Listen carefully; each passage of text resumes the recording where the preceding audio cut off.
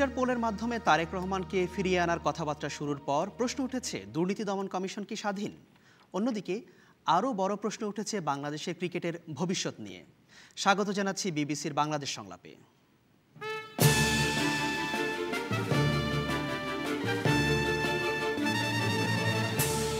আজ প্যানেলে আছেন মুক্তিযুদ্ধ বিষয়ক প্রতিমন্ত্রী, অবসরপ্রাপ্ত captain AB Tajul Islam, BNP চেয়ারপারসনের উপদেষ্টা ও সাবেক প্রতিমন্ত্রী মীর মোহাম্মদ নাসির উদ্দিন, ঢাকা বিশ্ববিদ্যালয়ের কলা অনুষদের ডিন অধ্যাপক সদরুল আমিন এবং সুপ্রিম কোর্টের আইনজীবী ব্যারিস্টার তানিয়া আমির।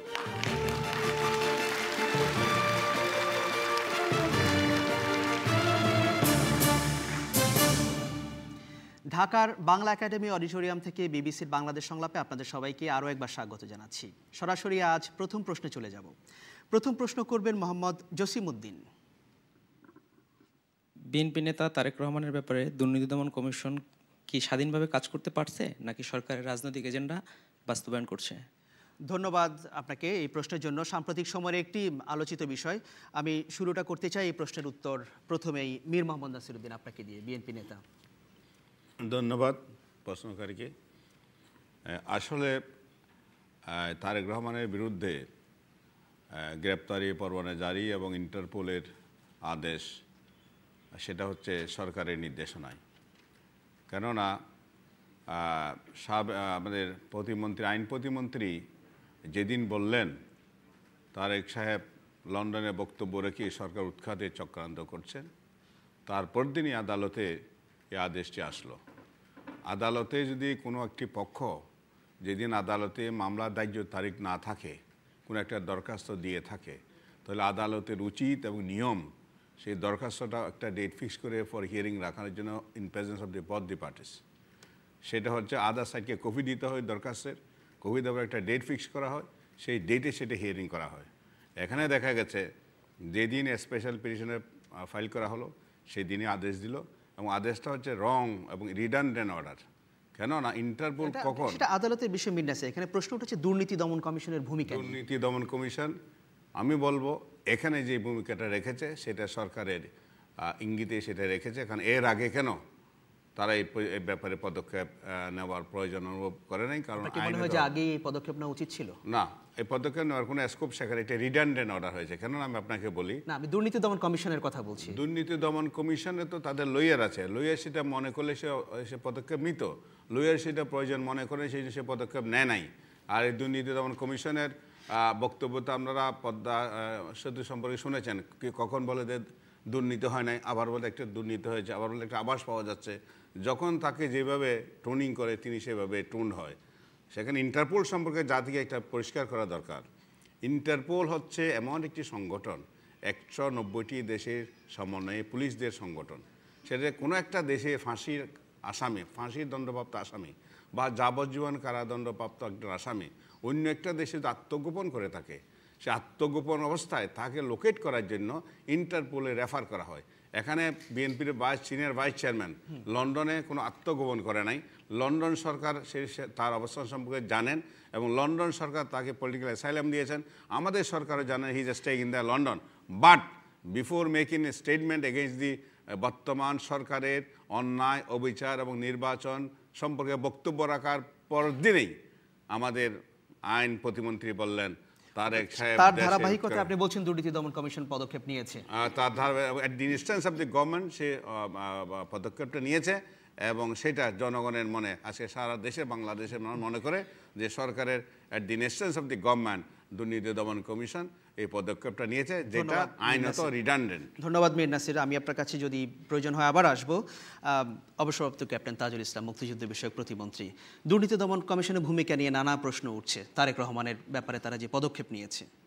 আপনাকে ধন্যবাদ। আমি জানি দুর্নীতি দমন কমিশন একটি স্বাধীন কমিশন। আমি জানি এটাও যে বাংলাদেশের বিচার বিভাগও স্বাধীনতা ভোগ করছে। এখন দুর্নীতি দমন কমিশন কি করবে না করবে সেটা তার ব্যাপার। সরকার দুর্নীতি দমন কমিশনকে কোনো ডিকটেট করে না, বিচার বিভাগকে কোনো ডিকটেট করে না, তারা স্বাধীনভাবে কাজ করছে। যদি কোনো লোক অপরাধী হয়ে থাকে দুর্নীতি দমন বিষয় সে বিষয়ে পদক্ষেপ গ্রহণ করবে। আর বিচার বিভাগ যদি কোনো সিদ্ধান্ত দিয়ে থাকে, বিচার বিভাগ যদি সরকারকে কোনো সিদ্ধান্ত দেয়, সরকারের এই করণীয়, সরকার সেটা করবে। কিন্তু আপনি বলছেন যে দুর্নীতি দমন কমিশন সরকারের কথা মতো কাজ করছে না, কিন্তু যে পদক্ষেপটা দুর্নীতি দমন কমিশন স্বাধীন, সে স্বাধীনভাবে কাজ করছে। সরকার যে কথাটা উঠেছে যে একজন মন্ত্রী বলার পরেই, একজন মন্ত্রী যে ভাষায় কথা বললেন তারপরে ঠিক সেই কাজটাই দুর্নীতি দমন কমিশন করতে গেলেন, কোইনসাইড করে, সেটার জন্য তো সরকারের আপনি বলতে পারেন না। দুর্নীতি দমন স্বাধীনভাবে, দুর্নীতি দমন কমিশন তো কারো ডিকটেশনে কাজ করছে না আমার জানা মতো। তারা স্বাধীনভাবে আগে নেয়নি কেন? সেটা তাদের ব্যাপার। আপনারা দুর্নীতি দমন কমিশনকে জিজ্ঞাসা করেন তারা কেন নেয়নি। মানে প্রশ্নটা তো সেখানেই উঠছে যে মন্ত্রী বলার পরে কেন? মন্ত্রী বলার সাথে তাদের কোনো সম্পর্ক নাই। এখন দে আর এনজয়িং অ্যাবসলিউটলি ফ্রিডম, এবং সেভাবে তারা এখন সর্বশেষ অবস্থানটা কি? সরকার কি তারেক রহমানকে ফিরিয়ে আনার জন্য কোনো উদ্যোগ নিয়েছে? আদালতের ব্যাপার। আদালত যদি নির্দেশ দেয় সরকারকে যে এমুক ব্যক্তিকে আপনারা ধরে নিয়ে আসেন, সরকার আনবে। আদালত যদি না বলে, আদালত তার নিজস্ব গতিতে কাজ করবে এবং সেভাবে সরকার সহযোগিতা করবে। ধন্যবাদ আপনাকে। এ বিষয়ে দর্শকদের মতামত নিতে চাই, কারা মতামত দিতে চান। বেশ কিছু হাত উঠেছে, আমি শুরু করতে চাই। আপনি ষষ্ঠ সারিতে। আমার মত হলো যে আসলে দুর্নীতি দমন কমিশন আসলে স্বাধীনভাবে কাজটি করতে পারেনি, এর পিছনে রাজনৈতিক উদ্দেশ্য রয়েছে। যদি না থাকতো তাহলে তারা আগে নিত পদক্ষেপ অথবা পরে নিত, এই মন্ত্রীর পরে এই সিদ্ধান্তটা আসলে নিত না। ধন্যবাদ আপনাকে। এ পাশে, ডান পাশে। জি, আমিও একই মত পোষণ করি যে দুর্নীতি দমন কমিশনের কার্যক্রম সাম্প্রতিক শুধু তারেক রহমানের বিষয়েই নয়, আমরা দেখেছি পদ্মা সেতুর বিষয়েও দুর্নীতি দমন কমিশন সরকারের যে রাজনৈতিক এজেন্ডা যেটা বলছেন বা সবাই বলছে সেটারই বাস্তবায়ন করছে বলে আমার অভিমত আর কি। ধন্যবাদ আপনাকে। আরও কয়েকটা মতামত দিতে চাই। আপনি তৃতীয় সারিতে। আসসালামু আলাইকুম। বাংলাদেশে কখনোই দুর্নীতি দমন কমিশন স্বাধীনভাবে কাজ করতে পারেনি। সবসময় তারা সরকারের আজ্ঞাবহ হয়ে সরকার যেটা চেয়েছে সেটাই করেছে। সব সরকারের আমলে একই ঘটনাই ঘটেছে এবং সেটারই ধারাবাহিকতায় এবারও সেই একই ঘটনাই ঘটলো। ধন্যবাদ আপনাকে। পেছনে একজন হাত তুলেছেন, আপনি। জি, আমি যতদূর শুনেছি জানি যে জনাব তারেক রহমান যখন বিদেশে যান, তিনি তাকে চিকিৎসার জন্য কিছু শর্ত সাপেক্ষে সেখানে গিয়েছিলেন এবং সেই শর্তের উনি যেখানে রাজনৈতিক প্রসঙ্গে থাকেন দুর্নীতি দমন কমিশনের ভূমিকা নিয়ে কথা হচ্ছে। দুর্নীতি দমন কমিশন তখনই পদক্ষেপ নিয়েছে যখন সেই শর্ত লঙ্ঘিত হয়েছে। আচ্ছা, আপনি কি মনে করেন অন্যরা যারা বলছেন যে দুর্নীতি দমন কমিশন স্বাধীন মতো কাজ করছে না, ওনাদের ভাষ্য অনুযায়ী আপনিও কি তাই মনে করেন? না না, আমি মনে করি দুর্নীতি দমন তার নিজস্ব গতিতেই কাজ করছে। অসংখ্য ধন্যবাদ আপনাকে। ব্যারিস্টার তানিয়া আমির। আমি বলবো যে কেয়ারটেকারের সময়ে দুর্নীতি কমিশনের বেশ অ্যাক্টিভিটি আমরা দেখেছি, কিন্তু তখনও তারেক রহমানের বিরুদ্ধে কম্পিটেন্টলি কোনো কেস ওইভাবে প্রুফ আমরা দেখিনি, যেটা প্রত্যাশিত। এদেশের জনগণের রুল অফ ল সেটাই দাবি করে। কাস্টাডিতে নিয়ে উত্তম মাধ্যম এটা কিন্তু প্রত্যাশিত না মোটেও। তো এখানে আমরা দেখলাম মার্কিন যুক্তরাষ্ট্র থেকেও পাওয়ারফুল টিম আসলো এভিডেন্স দিতে, সাক্ষ্য দেওয়ার জন্য। তারা সাক্ষ্য দিয়েছে এবং এই ধরনের যে কমিশনগুলো আমাদের দেশে আছে তাদের ইনিশিয়েটিভটা মানে সরকারকে বলার জন্য অপেক্ষা করার প্রয়োজনীয়তা কী, এটা তারা আগেই কেন করছে না? কারণ এই কেসগুলো পেন্ডিং কেস এবং চিকিৎসার স্বার্থে যিনি বাইরে গেছেন তিনি তারপরে অ্যাসাইলাম নিয়েছেন। সো এখানে অনেকগুলো ব্রিচ ভায়োলেশন আমরা দেখছি। তো সেগুলো তৎপর হওয়ার দায়িত্ব কিন্তু দুর্নীতি দমন কমিশন, কারণ কেসগুলো তারাই ইনিশিয়েটিভ করেছেন। ইন্ডিভিজুয়াল আসবে যাবে দুর্নীতি কমিশনের যিনি হেড আছেন, কিন্তু এটা একটা কন্টিনিউইং একটা প্রসেসের বিষয় আছে। তো সেখানে সরকার থেকে প্রম্পটিংয়ের প্রয়োজনীয়তা আদৌ লাগবে কেন? বলছেন যে সরকার কি বলতে চাইছে, দুর্নীতি দমন কমিশন সেই অনুযায়ী আচরণ করছে। অনেক সময় হয় কি আমাদের দেশে যেটা আমরা দেখি যে কনস্টিটিউশনাল ফাংশনারিজ বলেন, ইন্ডিপেন্ডেন্ট যে অফিসগুলো আছে তারা যদিও ইন্ডিপেন্ডেন্ট, কিন্তু আমরা চিন্তায় চেতনায় কিন্তু তখনও সেভাবে ইন্ডিপেন্ডেন্ট না। যদি ওরকম ফর্মাল কোনো রেস্ট্রিকশনস নাই, কিন্তু আমাদের ইন্ডিপেন্ডেন্ট চর্চাটা ইলেকশন কমিশন বলেন, দুর্নীতি দমন কমিশন বলেন, বিভিন্ন যে কনস্টিটিউশনাল ফাংশনারিজ আছে তাদের ভূমিকাগুলো আমাদের প্রত্যাশা, because they are the highest constitutional office bearers. অনেকগুলো আপনি যদি মানে এক কথায় যদি বলেন যে দুর্নীতি দমন কমিশন কি স্বাধীনভাবে কাজ করতে পারছে কি পারছে না, হ্যাঁ অথবা না? আমি বলবো যে এটা তাদের কোনো বাধা নাই স্বাধীনভাবে কাজ করার, সেই বাধা তো নাই, সেই বাধা নাই, কিন্তু চেতনা আছে কিনা, এবং সেটা আমি বলবো যে সকল ক্ষেত্রেই বাংলাদেশের অফিস বেয়ারারদের জন্য সেরকম কোনো তাদের বাধা নাই। ইচ্ছা করলেই তারা পারেন এবং সেটাই তাদের করাটাই তাদের হচ্ছে দায়িত্ব। কিন্তু কতটুকু তারা নিজেদেরকে স্বাধীনভাবে মনে করে করছেন সেটা অন্য একটা প্রশ্ন। ধন্যবাদ তানিয়া আমির। আবারও দর্শকদের কাছে ফিরে যেতে চাই মন্তব্যের জন্য। পেছনে একজন হাত তুলেছেন আপনি। আসলে বাংলাদেশের দুর্নীতি দমন কমিশন কখনোই স্বাধীন ছিল না, বর্তমানে নাই। অনেকে বলে থাকেন যে দুর্নীতি দমন কমিশন হলো দন্তহীন বাঘ, বাঘ কিন্তু দাঁত নাই, মানে বিড়ালের মতো। এখন বাংলাদেশের যে অবস্থা, যে সরকার আসছে ওই দুর্নীতি দমনের চেয়ারম্যান সেই নিয়োগ করছে, এবং এর পিছনে হয়তো কোনো কারণ থাকতে পারে যে তারা কিছু শর্ত দিয়ে দেয়, তুমি এই শর্ত যদি পালন করো তোমার চেয়ারম্যান বানাবো, আর যদি না পারো তাহলে উনি শর্ত সাপেক্ষে চেয়ারম্যান হয়, উনি সরকারের আজ্ঞাবহ হয়। না হলে কামরুল ইসলাম সাহেবের মন্তব্যের পর কোনো ক্রমেই এটা প্রত্যাশিত ছিল না। যে অসংখ্য ধন্যবাদ আপনাকে, অসংখ্য ধন্যবাদ। এই পাশে প্রথম সারিতে আপনি হাত তুলেছিলেন।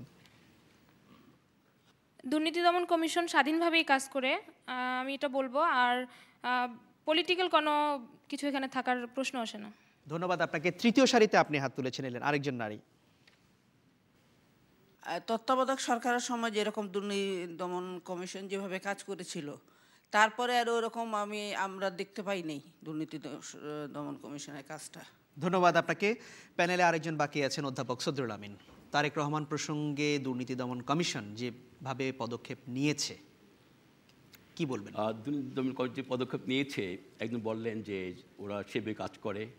এই দুর্নীতি দমন কমিশন আমি মনে করি এইভাবে ওদের কাজ করা ওদের জন্য ঠিক আছে, কারণ এর চেয়ে বাইরে যেতে পারে না। কারণ ওভার এনথুজিয়াস্টিক তার মনে হলো আমার কাছে। ইন্টারপোলে দিয়েছেন, ইন্টারপোল ব্যাপারেই না সেটা।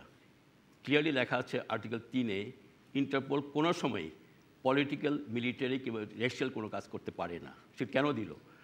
আমরা জানি প্রথম 2 দিন আগে যে আইন প্রতিমন্ত্রী কথা বললেন, অনেকে তো বললেন যে কোয়েন্সিডেন্স না অ্যাকচুয়ালি এটা।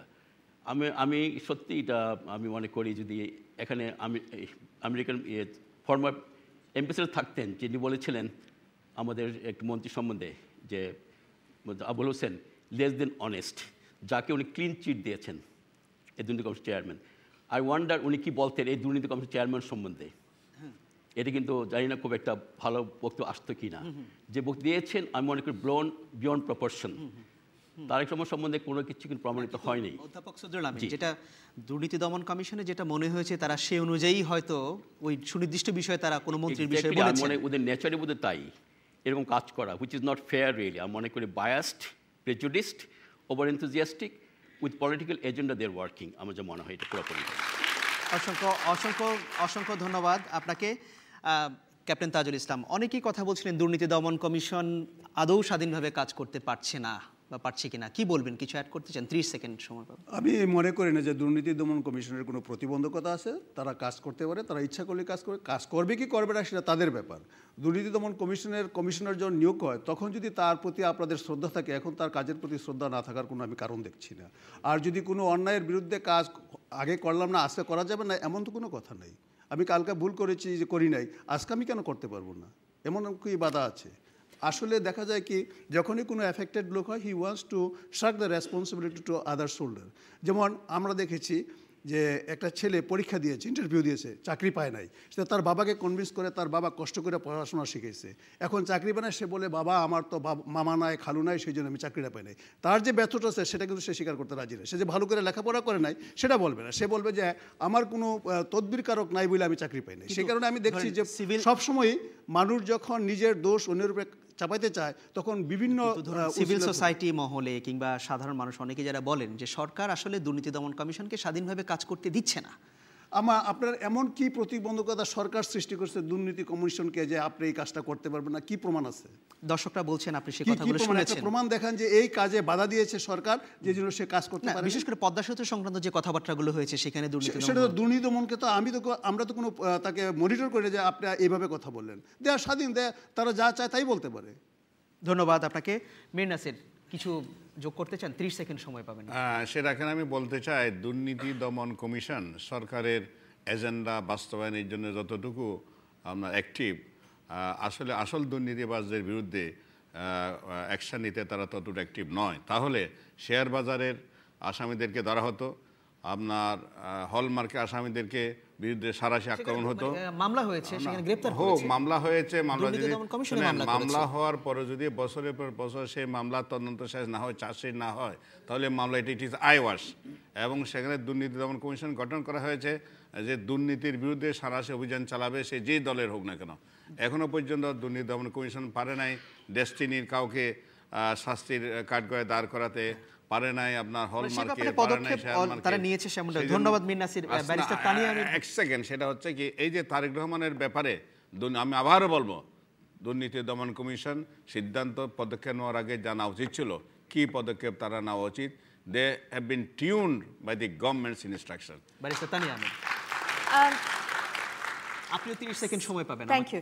আমি যে সিম্পলি বলবো যে আরেকটা খুব প্রাসঙ্গিক প্রশ্ন, সেটা হচ্ছে দক্ষতা বা কম্পিটেন্স। এটা ইন্ডিপেন্ডেন্সের শুধু বিষয় না, কারণ এরকম বড় বড় করাপশন যখন আমাদের দেশে হচ্ছে, তারেক রহমানের যে করাপশন, এগুলো অভিযোগ, এখন অভিযোগ, যেটা মনে করেন খবরের কাগজের খাম্বা এক্সপ্রেস যদি যোগ করা যায়, সংবাদপত্রের রিপোর্ট হলো অভিযোগ। আমার 30 সেকেন্ড আপনি নিয়ে নিচ্ছেন। না, আপনি বলুন, 30 সেকেন্ড পাবেন। Thank you.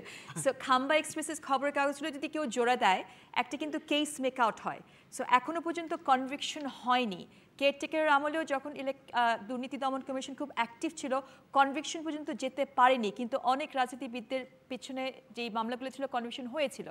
সেখানে আমাদের প্রশ্ন জাগে যে দুর্নীতি দমন কমিশন কতটা কম্পিটেন্ট, দক্ষতা কতটুকু দেখাচ্ছেন, এবং তারা ইন্ডিপেন্ডেন্টলি সত্যি কাজ করছেন কিনা। কারণ সরকার প্রম্পট করুক কি না করে এটা প্রাসঙ্গিক না।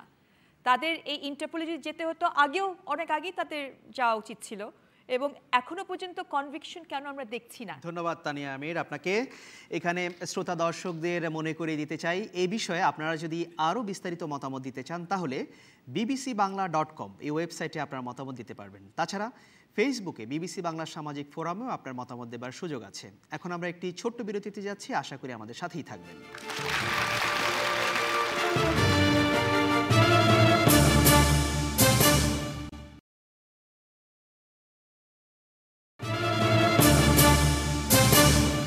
বিরতির পর আবারও ফিরে এলাম। আপনারা দেখছেন বিবিসির বাংলাদেশ সংলাপ। সাথে থাকার জন্য অসংখ্য ধন্যবাদ। এবারে পরের প্রশ্নে যাব। পরের প্রশ্ন এবারে করবেন মাইশা তাসনিম। আমার প্রশ্নটি হচ্ছে, বাংলাদেশের ক্রিকেটকে ঘিরে দুর্নীতির যে অভিযোগ উঠেছে, তা কি আমাদের ক্রিকেটের ভবিষ্যৎকে ক্ষতিগ্রস্ত করতে পারে?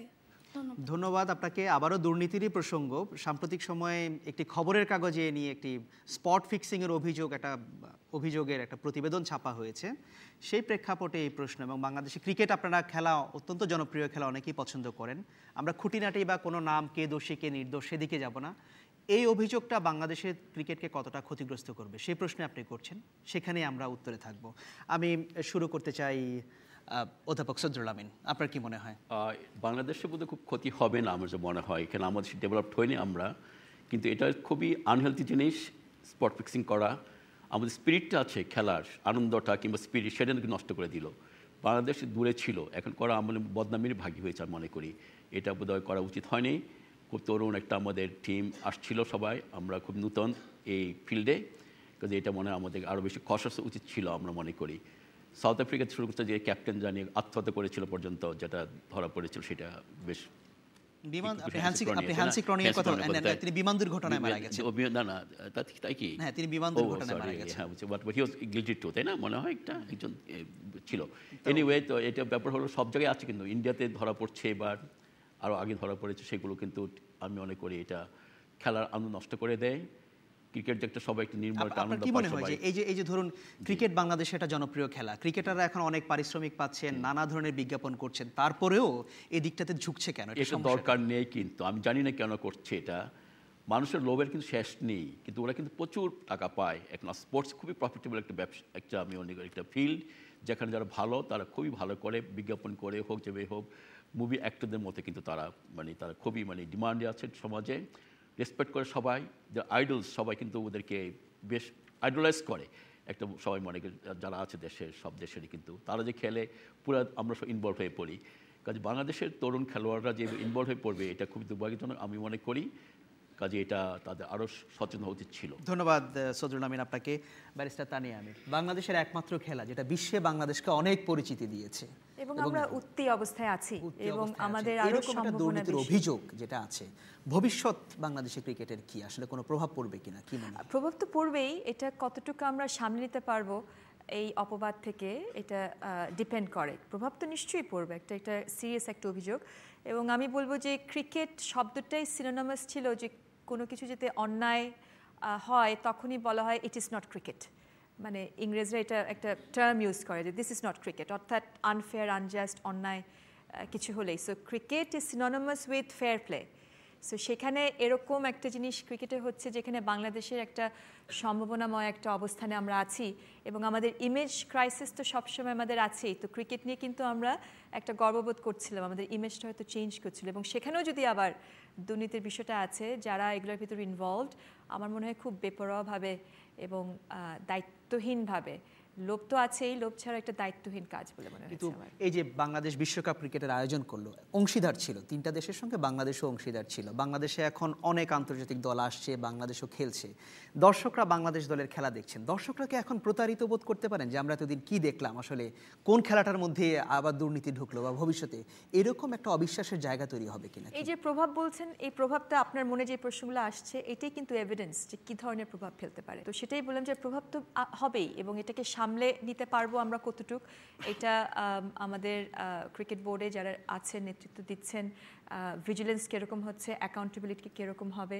সব দিকেই এই। আর বাংলাদেশের তো ইমেজ মনে করেন give the dog a bad name, আমাদের ইমেজ এমনি ভালো না, সেখানে মনে করেন একটুতে হলেই এটাতে আরও ইমেজটা আমাদের আরও বেশি খারাপ হয়। তো ধন্যবাদ ব্যারিস্টার তানিয়া আমির আপনাকে।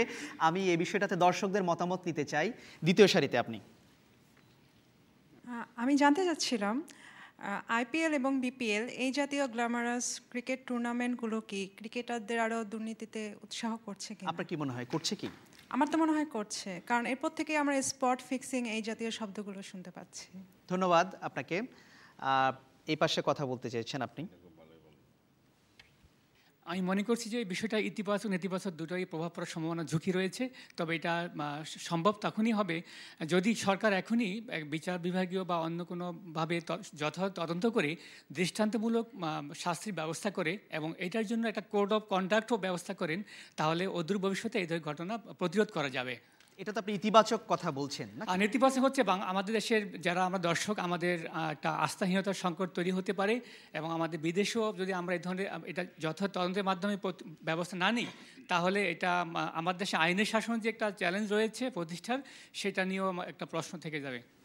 তৃতীয়, তার পেছনে একজন দর্শক হিসাবে আপনি কি মনে করবেন এবার ক্রিকেট খেলা সম্পর্কে? আমার কাছে যেটা মনে হয়েছে যে আমাদের ক্রিকেটে এখনো পর্যন্ত এটা একটা অভিযোগ, তারা এখন অভিযুক্ত হননি, কিন্তু যদি অভিযুক্ত হন তাহলে যারা যদি প্রমাণ হয় অভিযোগ এসেছে, যদি প্রমাণ হন তাহলে প্রথমেই তাদের ব্যক্তিবর্গের উপরে দৃষ্টান্তমূলক শাস্তি নিতে হবে, যাতে করে আমাদের ওভারঅল ক্রিকেটটা ক্ষতিগ্রস্ত না হয়।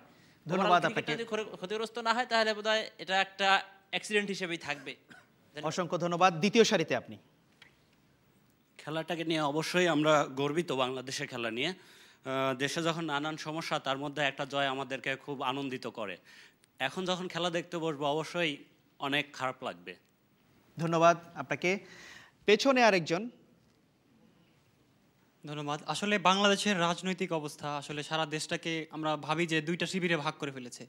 একমাত্র ক্রিকেট একটা জায়গা ছিল যেখানে আমরা ভাবতাম যে দুর্নীতি বা কোনো ধরনের এ ধরনের কোনো অন্যায় কাজ তাদেরকে গ্রাস করতে পারেনি, কিন্তু আসলে এই অভিযোগটা ওঠার পরে আমাদের সেই অনুভূতিটা আর থাকলো না। আমাদের আমরা হতাশ হলাম, সবাই আহত হলাম যে আমাদের ক্রিকেট এখানেও দুর্নীতি বা একটা অন্যায় কাজ ঢুকে পড়েছে। এটা আসলে আমাদেরকে হতাশ করেছে। ধন্যবাদ আপনাকে। আমি চেষ্টা করবো আপনাদের কাছে আবারও ফিরে আসতে। মুক্তিযুদ্ধ বিষয়ক প্রতিনিধি তাজুল ইসলাম, যে খেলা বাংলাদেশকে এত পরিচিতি দিয়েছে সেটা নিয়ে বেসিক্যালি আমাদের বাংলাদেশে খুব নতুন খেলা না, অনেকদিন ধরেই খেলা হচ্ছে, বাট আমরা আন্তর্জাতিক পরিমণ্ডলে একটা অবস্থান সৃষ্টি করতে এখন সমর্থ হয়েছি। যে অভিযোগটি উঠেছে এটা যদি সত্য প্রমাণিত হয়, ক্রিকেট বোর্ডের উচিত হবে তদন্ত করে কঠোর শাস্তির বিধান করা, যাতে করে ভবিষ্যতে আমাদের প্লেয়াররা এই ধরনের কাজ না করে এবং আমাদের দর্শক, আমরা যারা এই খেলাটা পছন্দ করি দেখি, তারা যেন হতাশ না হয় সেই জন্য ব্যবস্থা নিতে হবে। অন্যথায় এটা আস্তে আস্তে ক্ষতিগ্রস্ত হবে। মানে এখন বাংলাদেশকে একটা ইমেজ ক্রাইসিসে পড়বে, আপনার কি মনে হয়? ব্যারিস্টার তানিয়া আমির যেটা বলছেন, এটা ইমেজ ক্রাইসিস যদি সত্য হয় তো ইমেজ ক্রাইসিস তো হবে। সেই জন্যই তো ইমেজটা যেন নষ্ট না হয়, তদন্ত করে প্রকৃত অপরাধী যে তাকে সাজা দিলে বহির্বিশ্বে কিন্তু ইমেজটা তত ক্ষতিগ্রস্ত হবে না, যে আমরা we have taken appropriate action. এটা যদি আমরা নেই তাহলে বিদেশে কিন্তু আমাদের ইমেজটা ততটা ক্ষুণ্ণ হবে না, যেটা যদি আমরা অ্যাকশন না নিয়ে যে ক্ষুণ্ণতা হবে। এই যে একজন দর্শক বলছিলেন যে বাংলাদেশে এখন এত ক্রিকেটে টাকার ছড়াছড়ি হচ্ছে, এত টুর্নামেন্ট হচ্ছে, যেটা দুর্নীতির সুযোগ তৈরি করছে, তো এই ব্যাপারগুলো যখন ঘটছে সরকারের কি আসলে আরও বেশি নজরদারি দেওয়া উচিত ছিল কিনা, আপনার কি মনে হয়? হ্যাঁ, উচিত, অবশ্যই উচিত। সরকার আরও কঠোর অবস্থানে যাওয়া উচিত, কারণ এগুলি যদি প্রথমেই আমরা শক্তভাবে দমন না করি এটা কিন্তু বাড়তে থাকবে। এবং এটাতে যেহেতু পয়সার ব্যাপার আছে এবং প্রত্যেকটা প্লেয়ার কিন্তু আপনার যে মডেল হয়েও কিন্তু পয়সা অর্জন করে। এবং আমি ব্যক্তিগতভাবে যেসব জানি এই অনেক প্লেয়ারের, যে তারা বেস্ট সলভেন্ট, এবং সরকার তো বা এই দেশের মানুষ তো ক্রিকেটে যারা আমরা যখন চ্যাম্পিয়ন হয়েছে তাদেরকে প্লট দিয়েছে, গাড়ি দিয়েছে, এত কিছু দেওয়ার পরও তারা কেন টাকার দিকে যাবে সেটা আমার মনে হয় খতিয়ে দেখা দরকার এবং কঠোর অবস্থানে যাওয়া দরকার। এখন আপনার কি মনে হয় এই যে এত প্লট দিয়েছে, এত টাকা দিয়েছে, যদি অভিযোগ প্রমাণিত হয় এগুলো কি সরকারের ফিরিয়ে নেওয়া উচিত? ফিরিয়ে নেওয়াটা ঠিক হবে না, তবে দৃষ্টান্তমূলক শাস্তি দেওয়া উচিত, যাতে করে ভবিষ্যতে যেন কেউ এই ধরনের পদক্ষেপ গ্রহণ না করে। ধন্যবাদ আপনাকে। মীর মোহাম্মদ নাসিরউদ্দিন, যেই খেলায় জিতলে বাংলাদেশের হাজার হাজার মানুষ রাস্তায় নেমে আসে, সেই খেলা নিয়ে এখন এক ধরনের অবিশ্বাস তৈরি হয়েছে। আসলে এই সরকারের আমলে শেষ পর্যন্ত দুর্নীতি খেলার মাঠে প্রবেশ করলো, এবং আমাদের এটা অনেক আগে থেকে হয়েছে। এবং আরেকটি এবং আরেকটি কলঙ্কের তিলক আমাদের কপালে লাগিয়ে দিল, যেখানে বাংলাদেশ আমাদের বিশ্ব পরিমণ্ডলে এই ক্রিকেট খেলা নিয়ে আমরা একটা মর্যাদার আসনে গিয়েছিলাম, আজকে সেই মর্যাদা বুলুণ্ঠিত। ক্যাপ্টেন তাজের সাথে আমি সুর মিলে বলবো, অনতি বিলম্বে দায়ীদের বিরুদ্ধে কঠোর আইনের ব্যবস্থা নিয়ে সেটাকে ব্যবস্থা নেওয়া হোক এবং আমাদের মর্যাদা ফিরিয়ে আনার ব্যবস্থা গ্রহণ করা হোক। এই যে খেলাটাকে সবাই পছন্দ করতো, অনেকেই বলছেন যে এখন একটু মনে খটকা লাগবে, আপনারও লাগবে, স্বাভাবিক, কারণ খেলার মাঠে যখন দুর্নীতি ঢুকে দিয়েছে, এখন এটাতে বাইর করতে তো সময় লাগবে, কারণ দুর্নীতিতে সব জায়গায় সয়লাভ হয়ে যাচ্ছে এই সরকার আমলে। এখন সেই জন্য খেলার মাঠেও ঢুকে গেল। যে অভিযোগগুলো আসছে এগুলো কিন্তু অনেক পুরনো অভিযোগের কথাও বলা হচ্ছে, আরো 5-7 বছর আগে পুরনো অভিযোগও আছে। ঘটনা কখন হয়েছে সেটা বড় কথা নাই, ঘটনার জন্য যারা দায়ী তাদের ব্যবস্থা নেওয়াটা আসল কথা। আচ্ছা, অসংখ্য ধন্যবাদ আপনাকে। এখানে শ্রোতা দর্শকদের মনে করিয়ে দেই, বিবিসির বাংলাদেশ সংলাপের আগামী অনুষ্ঠানগুলোতে যদি আপনারা অংশ নিতে চান তাহলে আপনি টেলিফোন অথবা SMS করতে পারেন 01-752-777-222 এই নম্বরে। তাছাড়া আপনি ইমেলও করতে পারেন। ইমেল করার ঠিকানা সংলাপ@bbc.co.uk। এখন আমরা আরেকটি বিরতি নেব, আশা করি আমাদের সাথেই থাকবেন।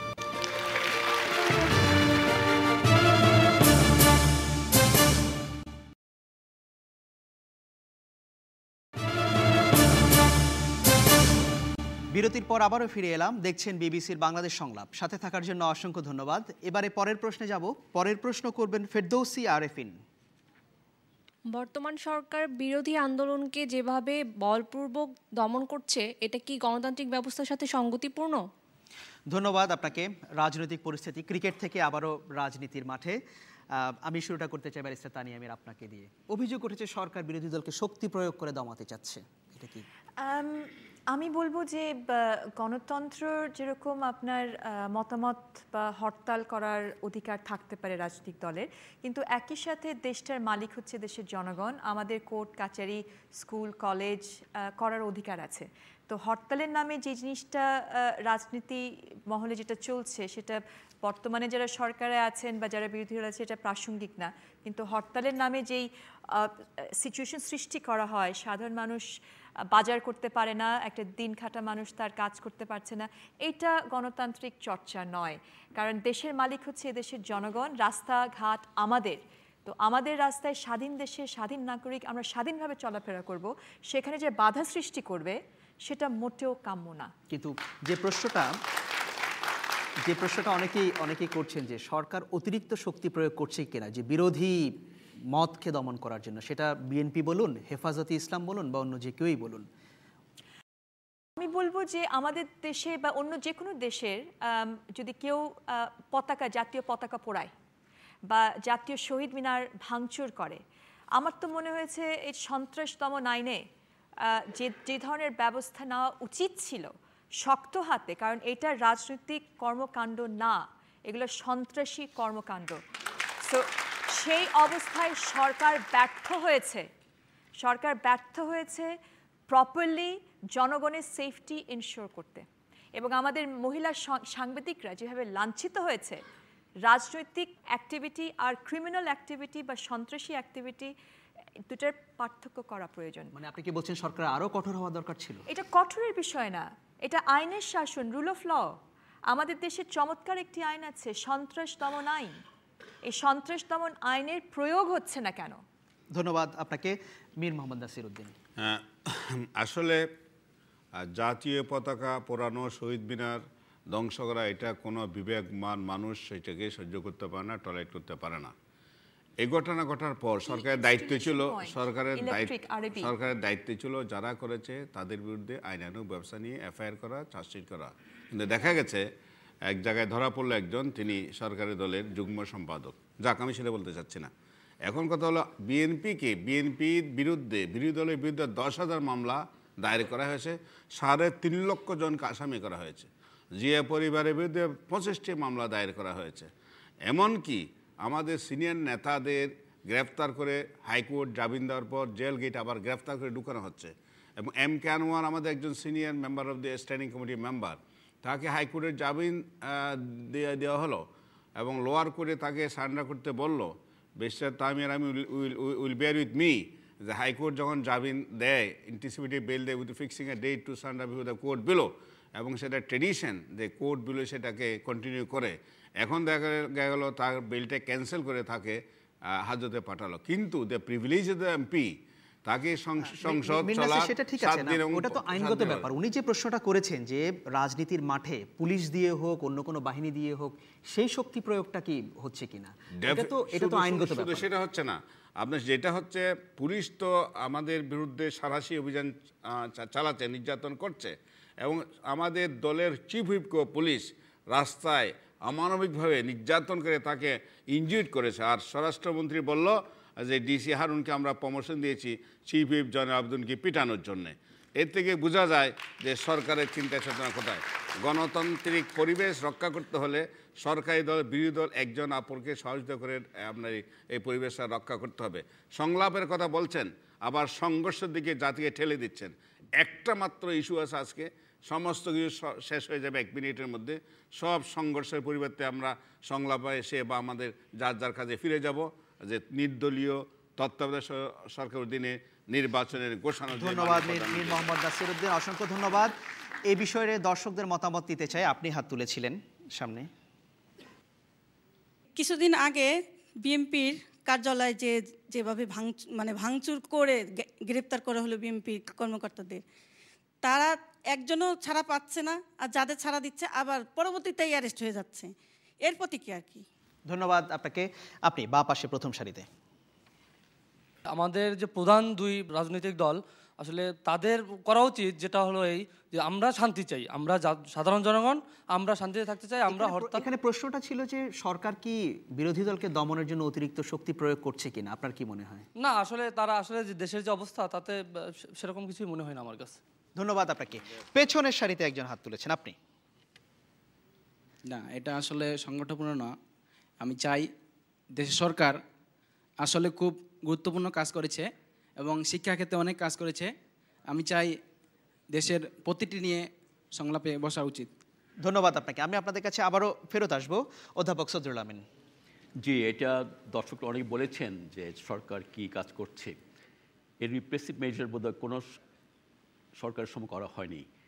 কত বিএনপি ফ্রন্টিংয়ের সব মেম্বার্সে কিন্তু অ্যারেস্টেড, কিন্তু সবাই অনেক অসুস্থ হয়ে পড়ছে। আমি জানি কেউ বিবৃতি দলের মধ্যে কেউ নেই।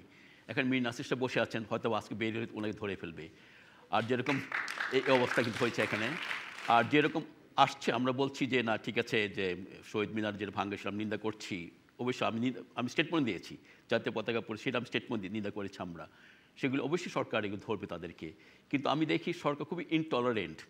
বিরোধী দলের যদি কয়েকজন লোক বাইরেও গুলি করা শুরু করে তাদেরকে, কিন্তু সরকার পক্ষে কিন্তু মিছিল বিরাট মিছিল করছে, কিছু করছে না। অধ্যাপক সদরুল আমিন, ব্যারিস্টার তানিয়া আমির যেটা বলছিলেন যে গণতান্ত্রিক অধিকার ঠিক আছে, কিন্তু সেখানে জ্বালাও পোড়াও করে আরেকজনের অধিকার হরণ করবে, সেটাও ঠিক করছে না। কারণ the moment you resist them, আমি গুলি করবো তাদেরকে, অটোমেটিক্যালি তারা কিন্তু আমাদের রেজিস্ট করবে। তাহলে হরতালের আগের দিন যে গাড়ি পোড়ানো না, হচ্ছে এটা মানে না, এটা করা উচিতই না। কারা করছে সরকার ধরা উচিত, তাদের ধরা উচিত। এটা আমরা কেউ সমর্থন করি না। হরতালের আগেই হোক, হরতালের দিন হোক, গাড়ি টাড়ি পোড়ানো আমি পছন্দ করিই না। কিন্তু এক্সেসিভ ফোর্স ইউজ করছে, এটা আপনি জানেন কত বিরুদ্ধে মামলা দেওয়া হয়েছে। এই যে অসম্ভব, মানে অনেক, মানে যে কোনো ঘটনা ঘটে হয়তো হাজার হাজার লোক মামলা দিচ্ছে, ধরছে তাদেরকে সরকারের। ধন্যবাদ সদরুল আমিন। আমি দর্শকদের কাছে যেতে চাই, দ্বিতীয় সারিতে আপনি অনেকক্ষণ ধরে হাত তুলছিলেন, আপনি খুব সংক্ষেপে বলবেন। আমি বলবো এটা রাষ্ট্রীয় টেরোরিজম চলছে। কারণ আমরা দেখলাম আপনার যখন সহিংস প্রোগ্রামে গাড়ি চালাতে দিয়ে দিয়েছেন সরকার, আর অহিংস যখন প্রোগ্রাম হয় তখন গভর্নমেন্ট নিরুবিলি গাড়ি বন্ধ করে নিবেন, একটা রিক্সাও বের হতে দেন না। তাইলে অবশ্যই আমরা এটা ধরে নিব এটা রাষ্ট্রীয় টেরোরিজম চলছে। ধন্যবাদ আপনাকে। তৃতীয় সারিতে আপনি। আসসালামু আলাইকুম। আমি বলতে চাচ্ছি বিএনপি যখন হরতাল ডাকে তখন তার বিপরীত আওয়ামী লীগের সাথে সাথে হরতাল ডাকে, এটার মানে কি? এই প্রশ্নটা আমাকে একটু উত্তর দেন। না, আওয়ামী লীগের হরতালটা কিরকম বলছেন, কোথায় ডেকেছে? মানে বিএনপি যখন হরতাল নিয়ে বের হয় তার বিপরীত তারাও হরতাল নিয়ে বের হয়। তারা তো হরতাল বিরোধী মিছিল বের করে, তারা মিছিল নিয়ে বের হয়, তারপরে উভয় দুই পক্ষে মারামারি সৃষ্টি হয়, এটার কারণটা কি? অসংখ্য ধন্যবাদ। এ পাশে আপনি, পেছনে ক্যাপ পরা। আমি বলতে চাচ্ছিলাম যে বর্তমান সরকার যে গণতান্ত্রিক ব্যবস্থায় যে ব্যবস্থা গ্রহণ করছেন এটা অসংযোগকারণে অবশ্যই ঠিক। কারণ যেহেতু আমরা বাঙালি, আমাদের যত স্বাধীনতা দেবেন আমরা বেশি উতলায় যাব। এই উতলানোর কারণেই সরকার যখন কঠোর হস্তে বা তার নীতিগত আদর্শ নিয়ম পালন করতে গিয়ে ব্যবস্থা গ্রহণ করতে চান, তখন এক সম্প্রদায়ের বা লোকদের কাছে সরকার খুব ঘৃণিত হন। ধন্যবাদ, অসংখ্য ধন্যবাদ আপনাকে। প্যানেলে আমার এখনো একজন বাকি আছেন, মুক্তিযুদ্ধ বিষয়ক প্রতিমন্ত্রী, যে অভিযোগ করছে যে সরকার মাত্রাতিরিক্ত শক্তি প্রয়োগ করছে বিরোধী মতকে দমনের জন্য, কি বলবেন? এটা তো ইন্ডিভিজুয়াল ব্যক্তির বিচারের ব্যাপার যে আমরা বেশি করছি কি কম করছি। হেফাজতে ইসলাম যখন প্রথম সভা করলো ঢাকাতে, তখন আমরা ট্রান্সপোর্ট বন্ধ করে দিয়েছে অভিযোগ করছিল। পরবর্তীতে যখন হেফাজতে ইসলাম ঢাকাতে আসলো, তারা 5টা পর্যন্ত মিটিং করে মোনাজাত করে চলে যাবে, তখন তাদেরকে কোথাও কোনো বাধা দেওয়া হয় না, তারা সকলে স্বতঃস্ফূর্তভাবে আসতে পারলো। আপনারা দেখেছেন তারা কি করেছে। সরকারের কাছে কোনো পথই বাকি ছিল না উইদাউট টেকিং অ্যাপ্রোপ্রিয়েট অ্যাকশন। আমি তো মনে করি অ্যাকশন কম নিয়েছে। এই দেশ জনগণের দেশ, জনগণের সহায় সম্বল আপনার পবিত্র কোরআন শরীফ পর্যন্ত পড়া দিয়েছে। কারা দিয়েছে সেগুলি বার করতে হবে। এই যে ফুটপাতে যারা ছিল তাদের দোকান ধ্বংস করেছে, তারা এটা দোকান নিতে ছিল তাদের সম্বল। তো সেখানে সরকার যদি জনগণের সম্পত্তি, তো যেই কাজটি সরকার 5 তারিখ রাত্রে করেছে সেটা 5 তারিখ বিকালই করা উচিত ছিল। খুব সংক্ষেপে যদি বলেন বিএনপির ব্যাপারে সরকারের যে আচরণ, যে বিএনপির ব্যাপারে শোনেন, বেসিক্যালি রাষ্ট্রীয় ক্ষমতা এক জায়গায় থাকবে, সরকার যারা গঠন করবে তারা দেশটা চলবে। সেখানে আওয়ামী লীগও থাকতে চায়, সেখানে বিএনপিও যেতে চায়, সেখানে জাতীয় পার্টি যেতে, সকলে ওই ক্ষমতায় যেতে চায়। এখন এটা মালিক হলো জনগণ। জনগণ কাকে বসাবে সেখানে? জনগণ সবচেয়ে সর্বশ্রেষ্ঠ বিচারক, সুপ্রিম কোর্টের বিচারকের চেয়ে তো কঠিন বিচারক হলো জনগণ। জনগণ যাকে ভালো মনে করবে তাকে পরবর্তীতে ভোট দিয়ে ক্ষমতায় বসাবে। এখন এইখানে যাওয়ার জন্য যদি কেউ অবৈধ পথ বা ষড়যন্ত্রমূলক কাজ করে, সেটা জনগণ আমার মনে হয় বোঝে এবং সেখানে সেটা প্রতিহত করবে। সরকার যে কাজগুলি করছে, সরকার যে ফেরেস্তা, সরকার যে 100% ভালো করছে এমনটা আমি বলবো না, সরকার ভুল হতে পারে। বাট যেটুকু সরকার করেছে আমি মনে করি না যে এখানে কোনো সরকার বাড়াবাড়ি করছে, বরং যেসব কর্মকাণ্ড তারা করছে সেখানে সরকার অনেক সহনশীলতাই দেখাচ্ছে। ধন্যবাদ তাজুল ইসলাম আপনাকে। আমি পরের প্রশ্নে যেতে চাই। পরের প্রশ্ন করবেন শামীমা আক্তার। রাজনৈতিক দলগুলো সাধারণত ইংলিশ মিডিয়ামের পরীক্ষার দিনগুলিতে হরতাল দিচ্ছে না, হরতাল দিচ্ছে না, কিন্তু বাংলা মিডিয়ামের পরীক্ষার ক্ষেত্রে কেন দিচ্ছে? কিন্তু এটা তো আপনি এই তথ্য কোথায় পেয়েছেন যে ইংলিশ মিডিয়াম পরীক্ষার দিনে হরতাল দিচ্ছে না? অনেক ক্ষেত্রেই দিচ্ছে না, অনেক মানে বিবেচনা করা হচ্ছে। মানে খবরের কাগজে আমিও এরকম একটা প্রতিবেদন একবার দেখেছি, এরকম আমরাও পড়েছি।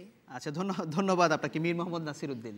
যে এটা শুধু যে ইংলিশ মিডিয়ামের যারা শিক্ষার্থী তাদেরকে অনেকটা প্রেফার করা হচ্ছে হরতালের সময়।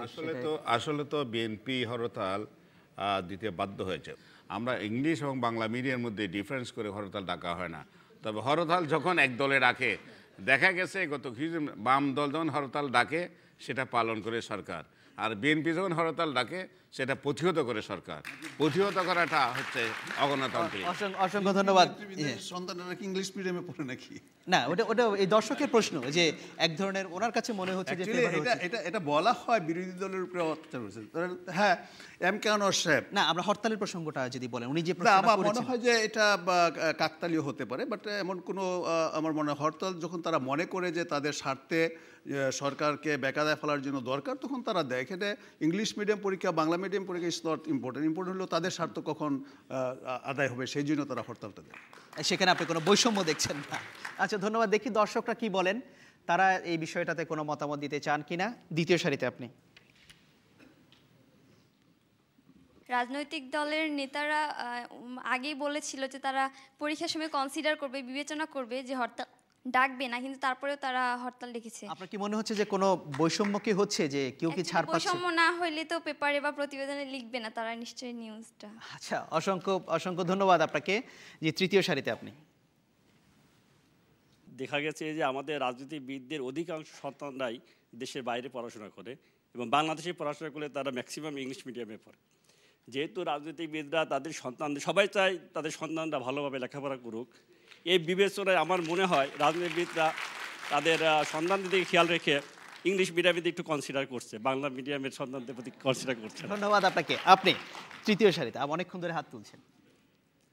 হরতাল হলে দেখা যায় যে সরকারি দল বলে হরতাল জনগণ প্রত্যাখ্যান করছে, আর বিরোধী দল বলে স্বতঃস্ফূর্তভাবে হরতাল জনগণ পালন করছে। এখন আসলে হরতাল হলে তো সাধারণ জনগণ তার সাফার করে, কিন্তু দুই দল দুই দিকে টেনে নিয়ে যায়। আসলে ঘটনাটা কি? অসংখ্য ধন্যবাদ। তৃতীয় সারিতে আপনি। আসলে হরতাল আমাদের দেশে কাম্য না, তারপরও যদি হরতাল পালন করতে হয়, আর হরতাল না দেওয়াটাই ভালো, যেহেতু শিক্ষা সমস্যা হয়, আর শিক্ষার দিকে তাকায়, জাতির দিকে তাকায় হরতাল না দেওয়াই ভালো। ধন্যবাদ আপনাকে। আর একজনের মতামত দিতে চাই তার পেছনে। যখন হরতাল দেয় রাজনীতিবিদদের ছেলেমেয়েরা ইংলিশ মিডিয়ামে পড়ে, এই জন্য তারা ওই রকম দেখে ওই রকম বুঝে শুনে হরতালটা ওইভাবে দেয় যেন তাদের সুবিধা হয়, কিন্তু সাধারণ জনগণের জন্য কিন্তু তারা কিছুই করে না। ধন্যবাদ আপনাকে। প্যানেলে আসতে চাই, এখনো বাকি আছেন অধ্যাপক সদরুল আমিন, আপনি কি? না, এটা বোধহয় একদম ঠিক না যে এটা ইংলিশ মিডিয়াম বাংলা মিডিয়াম করে, এটা কোনো বিবেচনায় আসে না আমি মনে করি।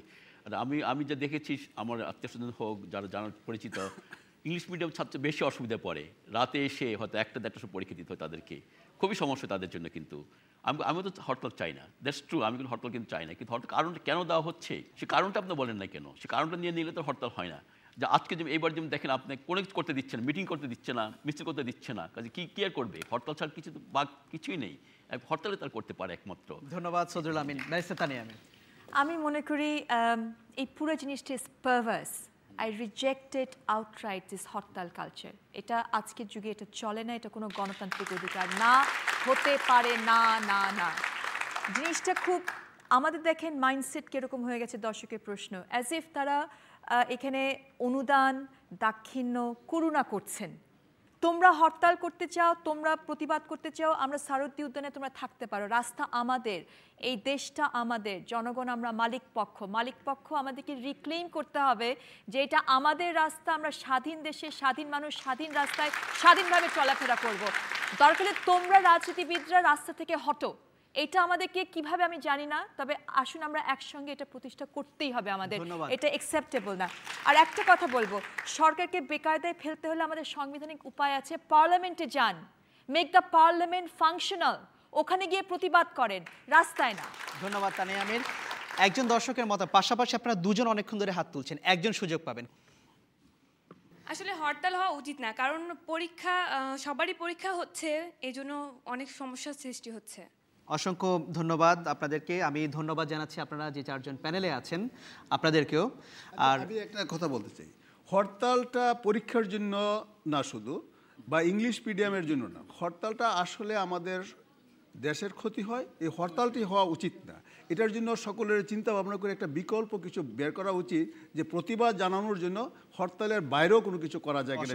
অসংখ্য হরতালের জন্য দায়ী কিন্তু সরকার, বর্তমান সময়ে প্রত্যেক সরকারের সময় হরতালের জন্য দায়ী রুলিং পার্টি সরকার যদি আজকে এই ঘোষণা দেয় যে জনগণের ইচ্ছা অনুযায়ী নির্দলীয় নিরপেক্ষ তত্ত্বাবধায়ক নির্বাচন হবে, কালকে হরতাল না, মানুষ দেখবেন যে তার কর্মস্থলে ফিরে গেছে, ভোটের জন্য প্রস্তুতি নিচ্ছে। ধন্যবাদ, ধন্যবাদ মির নাসির হোসেন। আমার হাতে সময় শেষ হয়ে এসেছে আজকে। চারজন কি আপনারা প্যানেলে যারা আছেন চারজনকে অসংখ্য ধন্যবাদ। আমি ধন্যবাদ জানাচ্ছি এই মিলনায়তনে আপনারা যারা দর্শক হিসেবে উপস্থিত আছেন। একই সাথে ধন্যবাদ রইল বাংলা একাডেমি এবং চ্যানেল আই কর্তৃপক্ষের জন্য। বিবিসির বাংলাদেশ সংলাপের আগামী অনুষ্ঠানটি হবে উত্তরাঞ্চলীয় জেলা রাজশাহীতে। সে অনুষ্ঠান দেখার আমন্ত্রণ জানিয়ে আজ এখানেই বিদায় নিচ্ছি।